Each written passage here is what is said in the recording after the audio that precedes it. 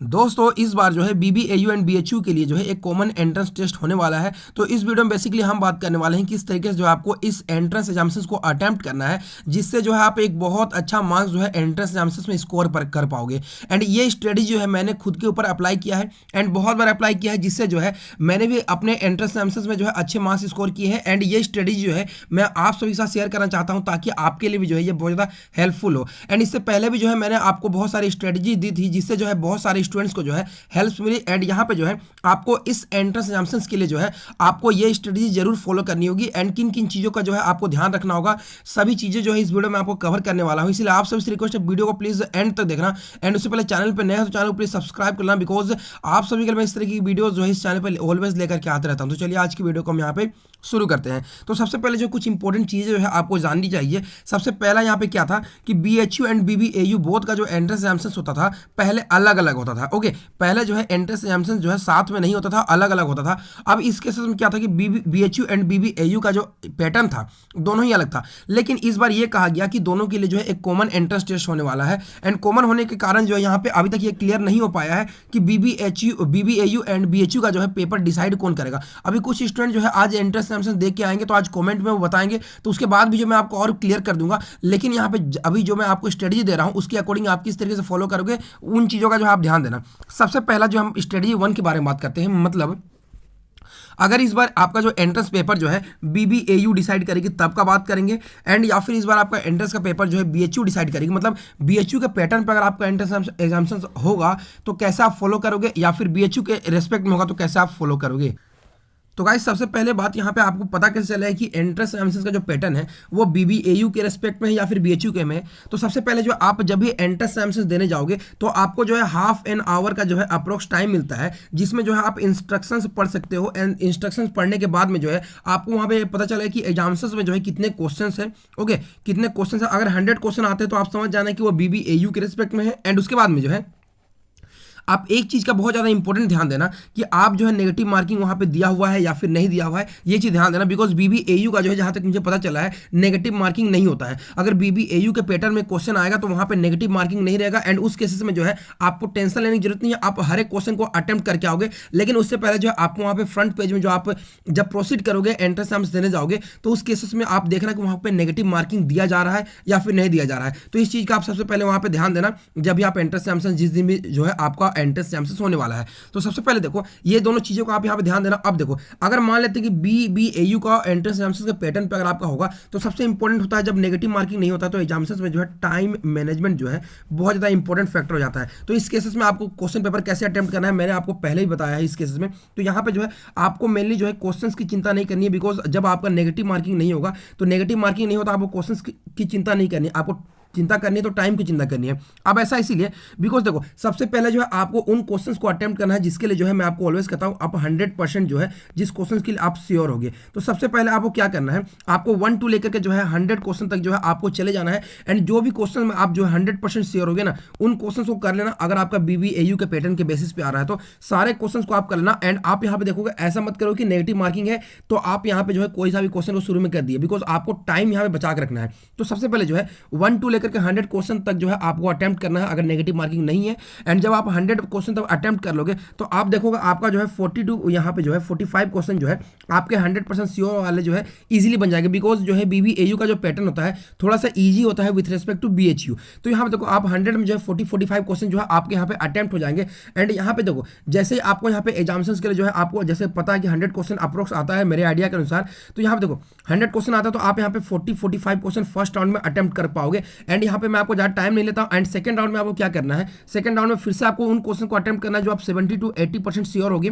Okay, इस cases में जो है आप फिर से जो है आप 10 to 15 क्वेश्चन कर पाओगे। ओके, तो इस केसेस में जो है आप यहाँ पे 60 क्वेश्चन जो है अभी आप श्योर करके आ गए हो, जिसमें जो है आपको जो है 45 क्वेश्चन जो है 100% मार्क्स आपको मिलने वाले हैं। एंड जो 15 क्वेश्श्चन करोगे तो इसमें आपको 10 to 11 क्वेश्चन जो है आपके फिर से श्योर होने वाला है। मतलब यहाँ पे जो है आपका यहाँ पे 55 क्वेश्चन जो है आपके यहाँ पे अभी तक 100% श्योर है, मतलब 55 मार्क्स आपके जो है 100% आएंगे एंड बाकी जो भी यहाँ पे गलती आप करोगे उसमें जो है आपका यहाँ पे नेगेटिव मार्किंग नहीं होने वाला है। अब ये दो केसेस याद रखना। अब थर्ड केसेस में आपको क्या करना है, 50% जो भी आपके यहाँ पे जो है क्वेश्चंस की जो प्रोबेबिलिटी होगी उन क्वेश्चंस को अटेम्प्ट करना एंड उसमें भी जो है आपको 8 to 10 क्वेश्चन जो है मिल जाएंगे। इस तरीके से अगर आप चेक करोगे तो आप जो है 70 to 75 क्वेश्चन जो है आप इस तरीके से अटेम्प्ट कर लिए होगे। तो इस केसेस में जो है आप यहाँ पे 3 स्टेप में जो है एग्जाम्पन्स को अटेम्प्ट करोगे एंड अटेम्प्ट करने के बाद में जो है आप यहाँ पे 70 to 75 क्वेश्चन जो अटेम्प्ट भी कर लोगे एंड मैक्सिमम प्रोबेबिलिटी ले आओगे इस केसेस में आप करेक्ट करने की। बिकॉज इस केसेस में क्या होगा कि आप उन क्वेश्चंस की ओर ध्यान नहीं दोगे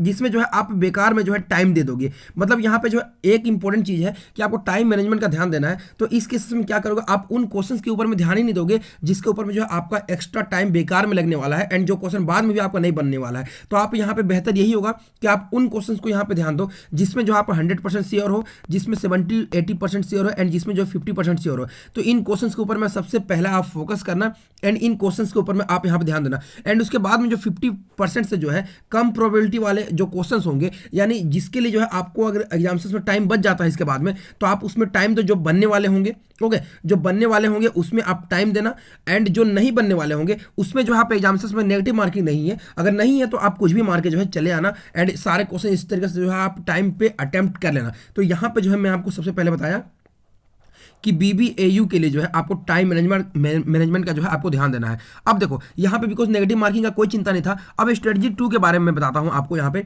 स्ट्रेटजी 2 देखिए हमारा थोड़ा सा अलग तरीके से यहाँ पे मूव करेगा। अब ऐसा मैं इसीलिए बोल रहा हूँ कि अगर मान लीजिए कि आपका एंट्रेंस का जो क्वेश्चन पैटर्न है वो BHU की तरफ आ गया, ओके BHU की तरफ आ गया, लेकिन क्वेश्चन जितना भी ओके, तो यहाँ पे आपको ध्यान क्या देना है, BHU का पर क्वेश्चन जो है इस बार 4 मार्क्स का होने वाला है एंड यहाँ पे जो है आपका नेगेटिव यहाँ पे जो है आपका होने वाला है। ओके, नेगेटिव मार्किंग जो है 1 मार्क्स का जो है आपका नेगेटिव मार्किंग होने वाला है एंड BHU में जो है आपको टोटल 120 क्वेश्चन पूछ जाते हैं। तो इस केसेस में जो आपको 2 चीज़ों का ध्यान देना है। सबसे पहला आपको टाइम मैनेजमेंट का भी ध्यान देना है एंड दूसरा जो आपको यहाँ पे सबसे इंपॉर्टेंट ध्यान देना है, नेगेटिव मार्किंग से बचना है एंड यहाँ पे जो है आपको मैक्सिमम जो है मैक्सिमम प्रोबेबिलिटी लाना है आपको जो है कितना आप ज़्यादा से ज़्यादा जो है करेक्ट कर पाओगे। तो इस केसेस में थोड़ी सी अलग स्ट्रेटजी फॉलो होगी बिकॉज आपका जो सबसे पहला फोकस होगा कि अगर आप जिस भी कैटेगरी से बिलोंग कर रहे हो, तो आप देखो जनरल कैटेगरी से बिलोंग कर रहे हो तो आपको 75 प्लस जो है आपको करेक्ट करने होंगे, तभी जो है आपको BHU में जो है सीट कंफर्म मिल पाएगी।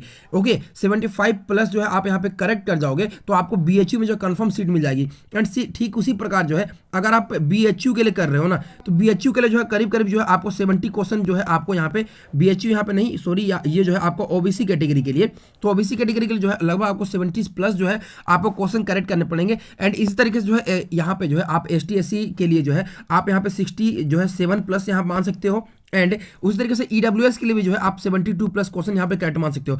मतलब हर एक कैटेगरी के लिए जो है आपको BHU के लिए इतने क्वेश्चन करेक्ट करने होंगे बिकॉज आपको सबसे इंपॉर्टेंट जो है यहाँ पे नेगेटिव मार्किंग का जो है आपको ध्यान देना। तो अब यहाँ पे पेपर कैसे अटेम्प्ट करोगे उसके बारे में हम यहाँ बात करते हैं। तो यहाँ पे देखो जैसा मैंने आपको स्टेप बताया, आपको क्या करना है, यहाँ पे नेगेटिव मार्किंग है तो यहाँ पे एग्जामिनर चाहेगा आपको डीमोरलाइज करना। अगर आपको लेकिन यहाँ पे डीमोरलाइज नहीं होना है बिकॉज जो भी क्वेश्चन आएंगे आपको नहीं बनते हैं तो स्किप करना है, बनना है तो आप उसको बना के चलोगे जो 100% श्योर होगी।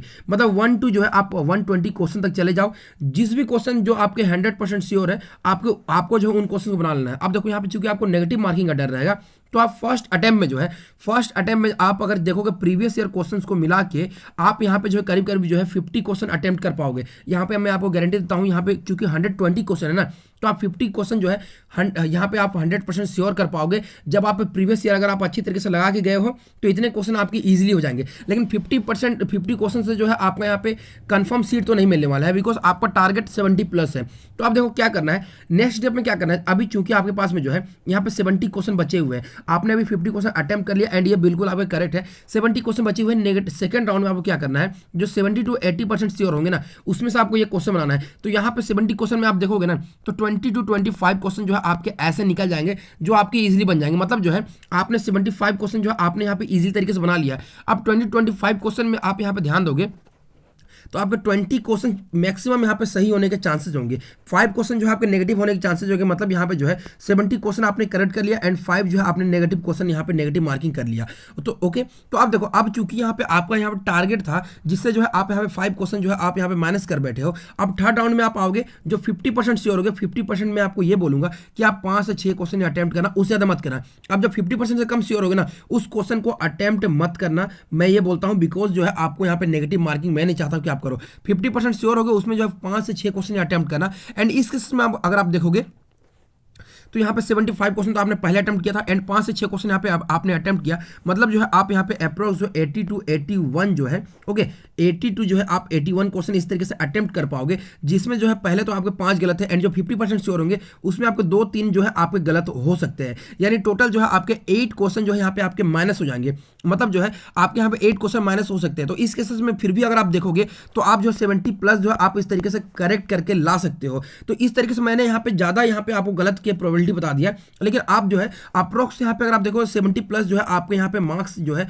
मतलब 70 प्लस क्वेश्चन जो आपके इस तरीके से करेक्ट हो रहे हैं। एंड अगर आप जनरल कैटेगरी से भी बिलोंग कर रहे हो तो आप यहाँ पे प्रोबेबिलिटी रखना कि आपके जो है 73 प्लस जो इस तरीके से करेक्ट होंगे। अगर आप थोड़ी सी ध्यान देके एग्जाम्स को अटेम्प्ट करोगे तो आप 80 का 85 क्वेश्चन भी आप अटेम्प्ट कर पाओगे। तो इस तरीके से नेगेटिव मार्किंग वाले जो भी आपके यहाँ पे होंगे उसको आपको ध्यान देना है एंड इस तरीके से जो आप एग्जाम्स को जो है अच्छी तरीके से जो है अटेम्प्ट करके जो है आप इस चीज को ध्यान दे सकते हो। तो 2 पॉइंट मैंने बताया, स्ट्रेटजी तो मैंने बता दिया। सबसे पहला पॉइंट मैंने बोला जब आप एग्जामिनेशंस में जब आप बैठोगे, ओके तो एग्जामिनेशंस में बैठोगे तो आपको सबसे पहला ध्यान देना है कि वहां पे नेगेटिव मार्किंग है या फिर नहीं है, क्वेश्चन कितने हैं, 100 है या फिर 120 है, ये दोनों चीज का ध्यान देना है। नेगेटिव मार्किंग नहीं रहेगा तो कोई टेंशन की बात नहीं, आपको टाइम मैनेजमेंट का ध्यान देना है। एंड नेगेटिव मार्किंग रहा तो आपको जो है नेगेटिव मार्किंग अगर रहा आपका तो यहाँ पे आपको जो है नेगेटिव मार्किंग नहीं कराना है एंड टाइम मैनेजमेंट का भी ध्यान देना है। तो ये स्ट्रेटजी फॉलो करना एंड जिस भी स्टूडेंट को जो है ये हेल्पफुल होगी एग्जाम्स देने के लिए तो वो स्टूडेंट अगर आपके लिए हेल्पफुल होती है तो आप प्लीज़ एक बार दोबारा कमेंट में हमें बताना किस तरीके से जो है ये स्ट्रेटजी आपके लिए हेल्पफुल रही है। तो ये वीडियो आपको अगर आपको अच्छी लगी तो प्लीज़ वीडियो को लाइक करना, चैनल को सब्सक्राइब करना। मिलते हैं इस तरीके के नेक्स्ट स्ट्रेटजी के साथ में नेक्स्ट वीडियो में, तब तक के लिए